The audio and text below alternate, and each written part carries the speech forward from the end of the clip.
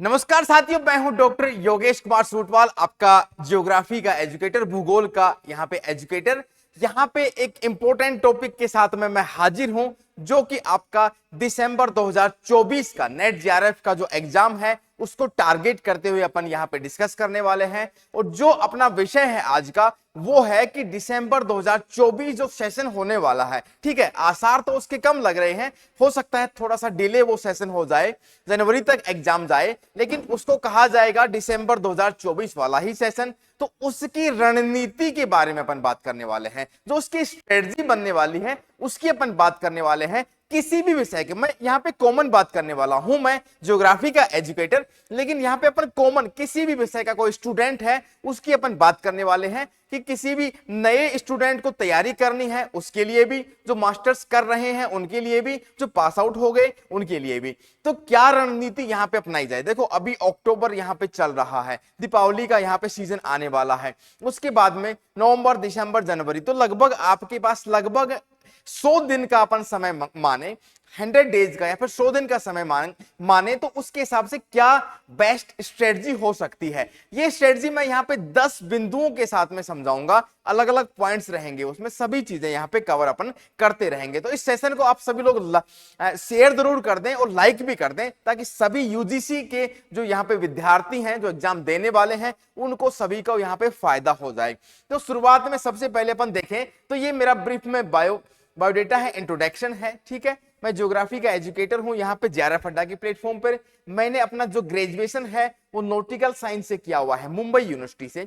Masters मेरा geography से है, पीएचडी मेरा कंप्लीट हो गया है। अभी मैं यहाँ पे जो डॉक्टरेट के साथ में यहाँ पे कंप्लीट कर चुका हूं। नेट और जेआरएफ दोनों एग्जाम मैंने क्वालिफाइड किए हैं। सीएसआईआर का नेट भी ज्योग्राफी से होता है, वो भी मैंने क्वालिफाई किया है। मैनेज हैदराबाद, सीएसआईआर, सी मैप लखनऊ से यहाँ पे मैंने इंटर्नशिप की है।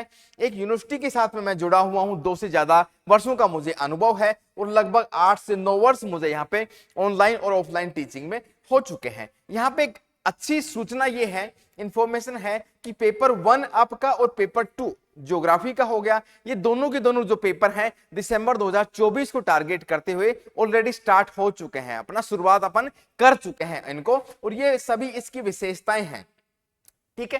तो आप बिल्कुल इन सभी विशेषताओं के साथ में ये कोर्स अवेल कर सकते हैं।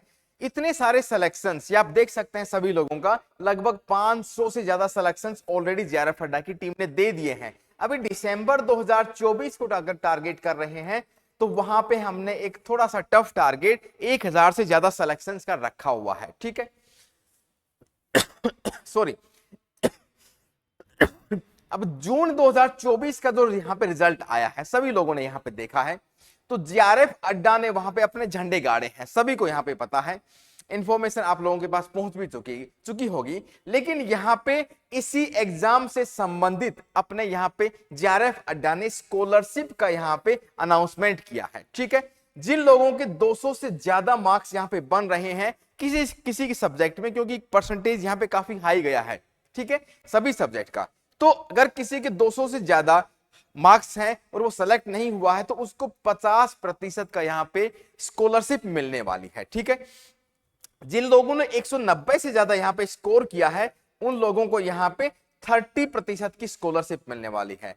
जिन्होंने 180 यहाँ पे स्कोर किया है और सेलेक्ट नहीं हो पाए हैं किसी कारणवश, वो सभी यहाँ पे सिलेक्शन के हकदार हैं, तो उनके यहाँ पे साथ देने के लिए 20% का स्कॉलरशिप यहाँ पे मिलने वाला है जेआरएफ अड्डा की तरफ से। तो बिल्कुल अपन अपने जो आपका मुद्दा है, जो आपका डिस्कशन है, रणनीतिक चर्चा, तो उस पे अपन शुरुआत करते हैं, उस पे अपन आते हैं।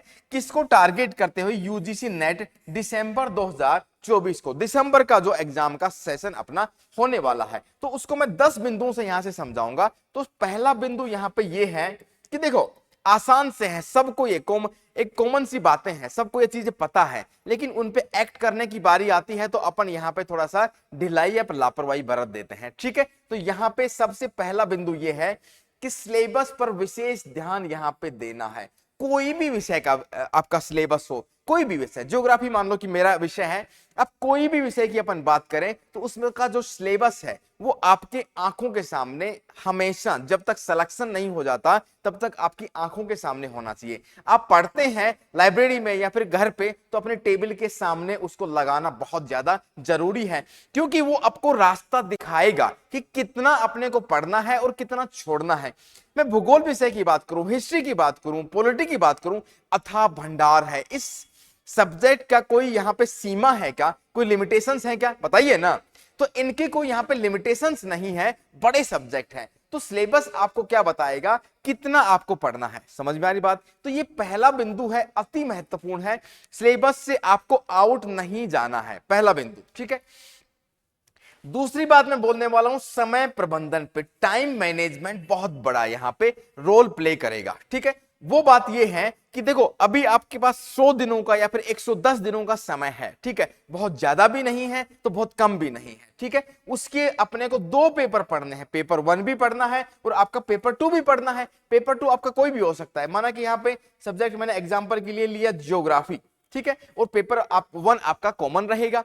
तो आपको क्या करना है, एक मिनिमम, एक एवरेज औसत जो विद्यार्थी होता है वो माना कि आपका 9 से 10 घंटे का पर डे की स्टडी करता है। एग्जाम्पल के लिए ज्यादा पढ़ेगा तो अच्छी बात है, लेकिन एवरेज में मानो, कई बार यहाँ पे जो नेट जेआरएफ का एग्जाम है, कई जो हाउस वाइफ है, गृहिणियां हैं वो देती हैं, कई माताएं बहनें हैं वो सभी एग्जाम देते हैं, कई जो स्टूडेंट्स हैं वो जॉब करते हैं वो फिर एग्जाम देते हैं, कई यहाँ पे बीएड कर चुके हैं जो टीचिंग लाइन में वो पढ़ा रहे हैं वो भी आपका एग्जाम देते हैं। तो मैं एक एवरेज बोल रहा हूं, 10 घंटे भी मैंने काफी ज्यादा दे दिया, लेकिन एग्जाम्पल के लिए तो 9 से 10 घंटा, तो 9 घंटे में से 6 घंटे का, 6 आवर्स का टाइम आपको, 6 घंटे आपको पेपर 2 के देने हैं।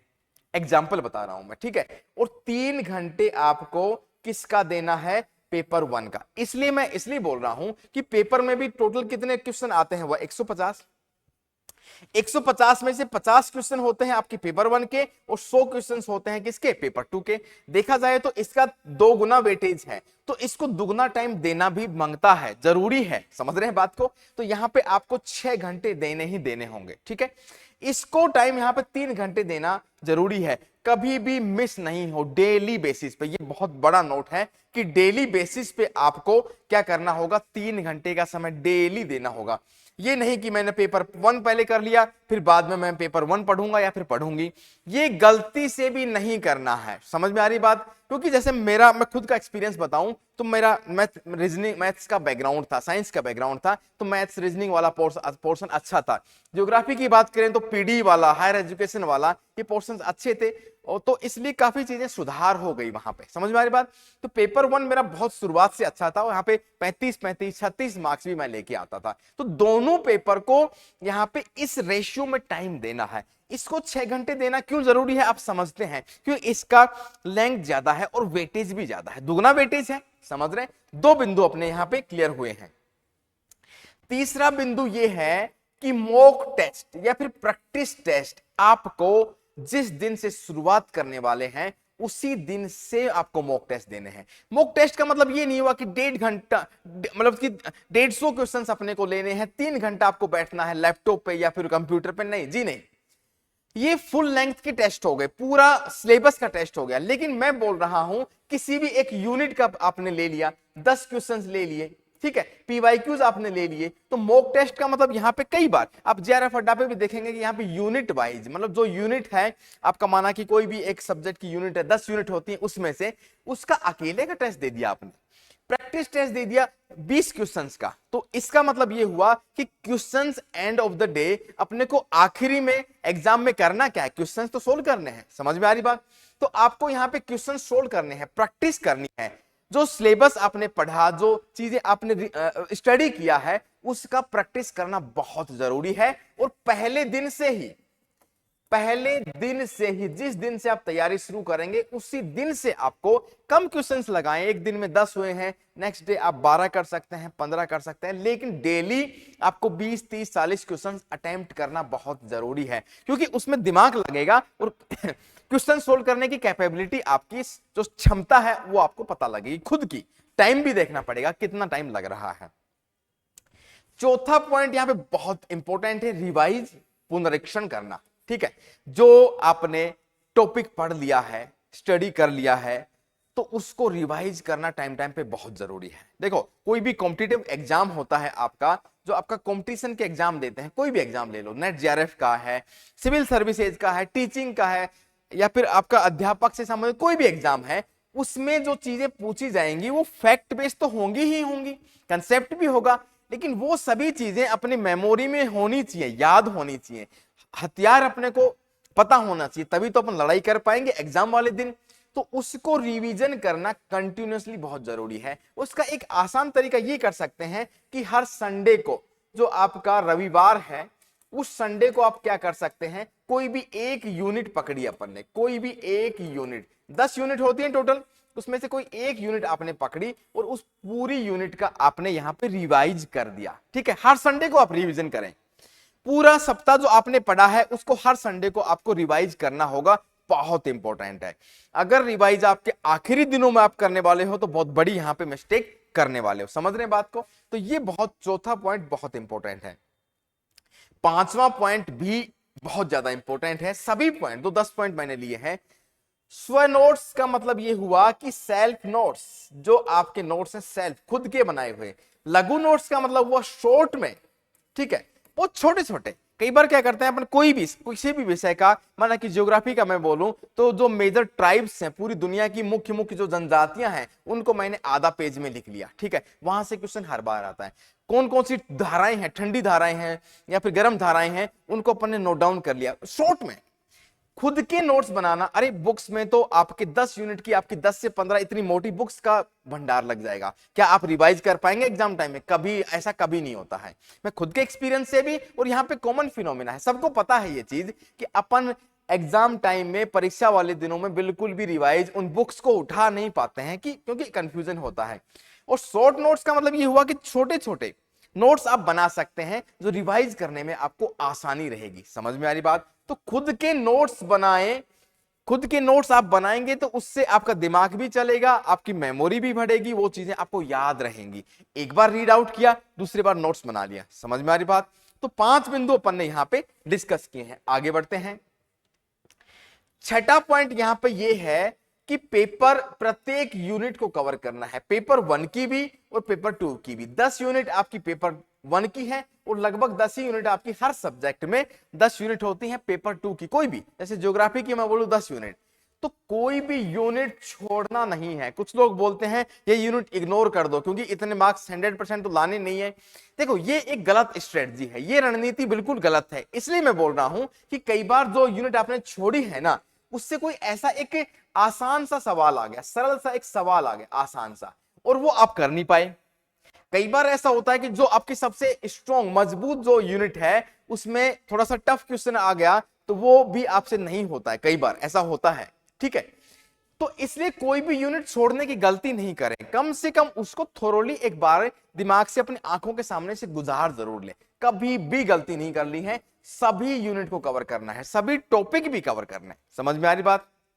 सातवां पॉइंट मैंने रेफरेंस में लिया है, ज्योग्राफी के रेफरेंस में। ठीक है, ज्योग्राफी के रेफरेंस में इसलिए लिया है कि वहां पे मैपिंग और एटलस का रोल बहुत बड़ा रहता है। ठीक है, मैपिंग और एटलस का, तो आपके पास में ऑक्सफोर्ड की या फिर ब्लैक स्वॉन की जो स्टूडेंट है, विद्यार्थी वाली जो एटलस आती है, वो आपके बैग में हमेशा होनी चाहिए। आपके बैग में हमेशा ये क्या होनी चाहिए? एटलस होनी चाहिए। आपकी मैपिंग जितनी अच्छी होगी, एटलस जितनी अच्छी होगी, ज्योग्राफी में आप उतना ही अच्छा कर पाएंगे।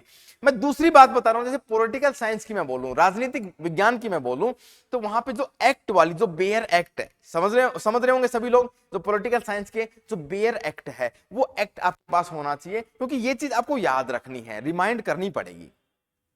वही चीज यहाँ पे एटलस बिल्कुल आपका वही काम करने वाली है। तो ये मैं ज्योग्राफी के पॉइंट ऑफ व्यू से बता रहा हूं, ये आपका स्ट्रॉन्ग रहेगा तो आपको बहुत सारी चीजें पूरे पेपर में, आपका 150 में से मैं पूरे प्रूफ के साथ बोल सकता हूं, लगभग आपके 15 से 20 क्वेश्चंस मैपिंग से सीधे सीधे संबंधित होते हैं। समझ रहे हैं बात को?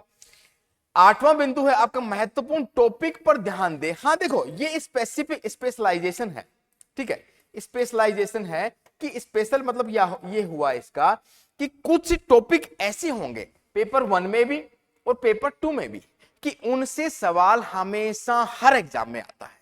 मैं एग्जाम्पल के लिए बता सकता हूं, ज्योग्राफी में मैं बोलता हूं जो करंट है, ओशन की करंट है, महासागरीय धाराएं हैं, उससे हर एग्जाम में प्रश्न पूछा गया है। समझ रहे हैं बात को? हर एग्जाम में प्रश्न पूछा गया है, तो उसको इतना स्ट्रॉन्ग कर लो कि वो क्वेश्चन अपना गलत नहीं हो। इसलिए मैंने यहां पे बोला है महत्वपूर्ण टॉपिक पर ध्यान देना है, स्पेशली उन टॉपिक को ज्यादा केयर करनी है। समझ रहे हैं? जैसे परिवार में होता है ना, कोई कमाऊ पूत होता है, उसको अपन ज्यादा ध्यान देते हैं। समझ रहे हैं कि भाई ये पोटेंशियल वाला आदमी है, तो इसको अपन ज्यादा ध्यान देने की जरूरत है। ये नेचर भी है, प्रकृति भी है, जहां से चांसेस होते हैं क्वेश्चंस आने के। जैसे मैंने इसका बताया कि महासागरीय धाराओं की, इस प्रकार कई बार आपका पूछा जाता है कि जनजातियों से संबंधित हमेशा पूछा जाता है। ठीक है, तो उनको भी कवर कर ले। छोटे से टॉपिक है, बहुत बड़े नहीं है, लेकिन क्वेश्चंस आपके 100% आपका 100% बनने के चांसेस रहते हैं। 8 बिंदु।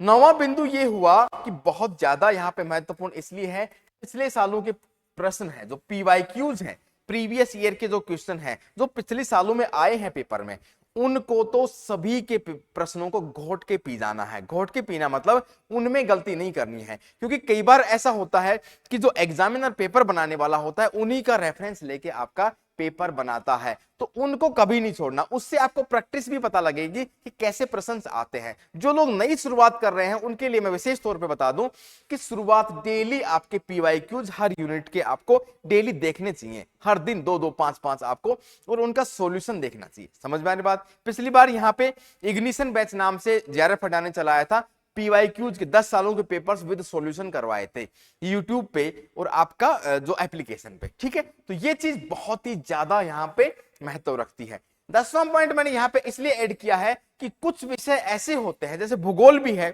पॉलिटिकल साइंस भी है, उसमें क्या होता है कि करंट अफेयर से संबंधित काफी सारे आपके इश्यूज होते हैं, वो पूछे जाते हैं, 2, 3, 4 क्वेश्चंस। ठीक है, वो पूछे जाते हैं, तो आपको करंट अफेयर से भी आपको अपडेट रखना है यहाँ पे। ठीक है, जिस भी विषय का यहाँ पे रिलीवेंस है, अगर किसी विषय में करंट अफेयर नहीं पूछा जाता है तो आपको नहीं करना है। ठीक है, सीधी सी बात है। तो यहाँ पे भूगोल की बात है, तो करंट अफेयर कोई वोल्केनिक इरेप्शन हुआ, कोई यहाँ पे नई नीति आई, ठीक है, तो उसको यहाँ पे आपको याद रखना है। ठीक है, तो 10 बिंदु अपने इस प्रकार से हो गए। मैं इसको बहुत फास्टली एक बार रिवाइज कर देता हूं। सिलेबस पे ध्यान देखना है, टाइम मैनेजमेंट, समय प्रबंधन पे बिल्कुल ध्यान देना है। ठीक है, मॉक टेस्ट और प्रैक्टिस टेस्ट बहुत ज्यादा जरूरी है। रिवीजन यूनिट वाइज हर वीक साप्ताहिक करना है। खुद के नोट्स जरूर बनाने हैं। ठीक है, प्रत्येक यूनिट को कवर करना है, कोई भी छोड़नी नहीं है। मैपिंग जैसे ज्योग्राफी स्पेसिफिक है, तो ज्योग्राफी के लिए आपको एटलस अपने साथ में लेके सोना है हर ज्योग्राफर को। महत्वपूर्ण टॉपिक को ज्यादा अच्छे से कवर करना है, क्योंकि वहां से क्वेश्चंस आने के चांसेस ज्यादा होते हैं।